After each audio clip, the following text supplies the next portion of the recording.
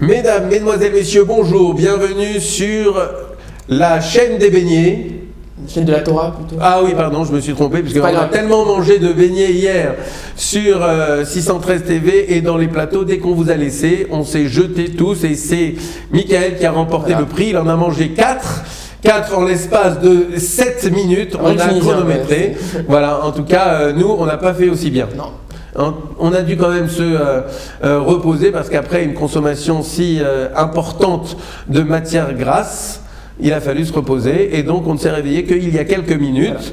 On a fait bien évidemment les tfilotes telles qu'il se doit, mais... Moi je veux ma réponse maintenant. Alors il nous faut la réponse. La réponse c'est sur le rapport entre Hanouka et Yosef. Alors on rappelle en un mot les faits. Aussi bien Yosef que Rachel, mais aussi Abraham avant eux, eh bien ces trois personnages ont privilégié leur présent au détriment du futur. Chacun d'entre eux a préféré faire la mitzvah ou ne pas faire de Avera, et ça, même si leur futur était complètement compromis puisqu'on rappelle, pour Abraham Avinu, il a refusé de s'agenouiller devant des idoles, et pour ça, il a compromis son futur puisqu'il s'est fait jeter dans une fournaise, et malgré tout, la Yeshua, c'est-à-dire la délivrance est arrivée.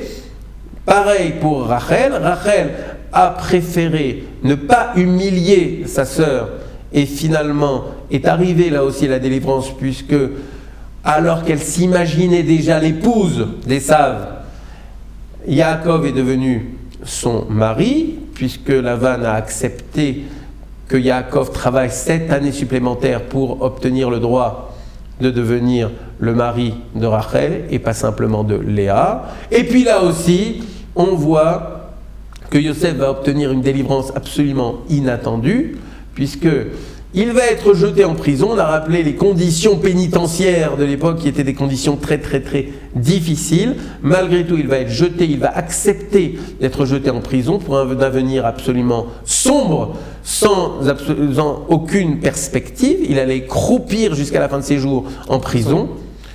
Et finalement, va survenir la délivrance incroyable que nous voyons dans la paracha de cette semaine, puisque Yosef va devenir d'un prisonnier, il va devenir vice-roi. Eh bien, ces trois personnages de la Bible ont préféré privilégier le présent plutôt que l'avenir.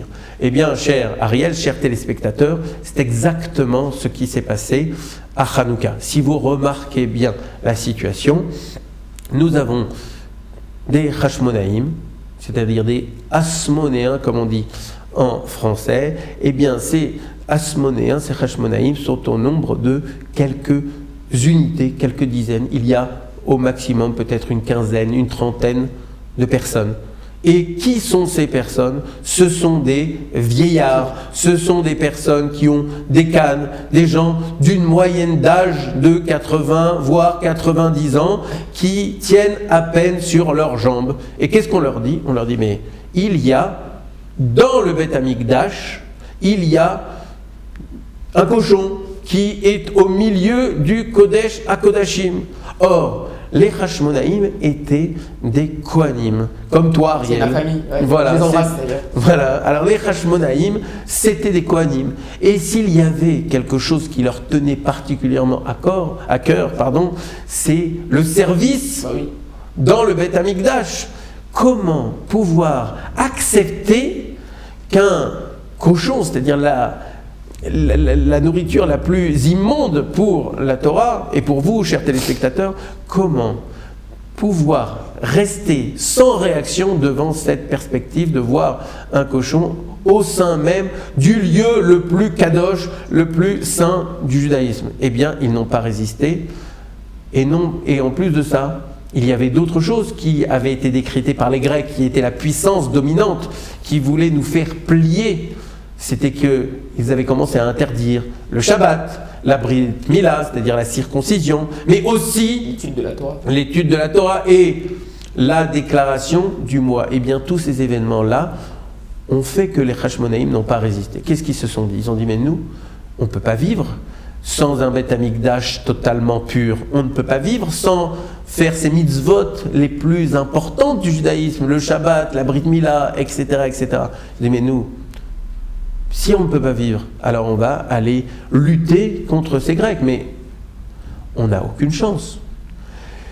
Comment pouvoir gagner une guerre quand on est quelques dizaines de On a vieillards, 80 ans. on n'arrive même pas à tenir sur ses jambes et on va aller lutter contre des guerriers qui sont des guerriers aguerris, qui ont des armes, qui ont des éléphants, c'est-à-dire que les éléphants pour l'époque, c'est les bombes atomiques de notre époque, c'est-à-dire que c'était l'arme absolue.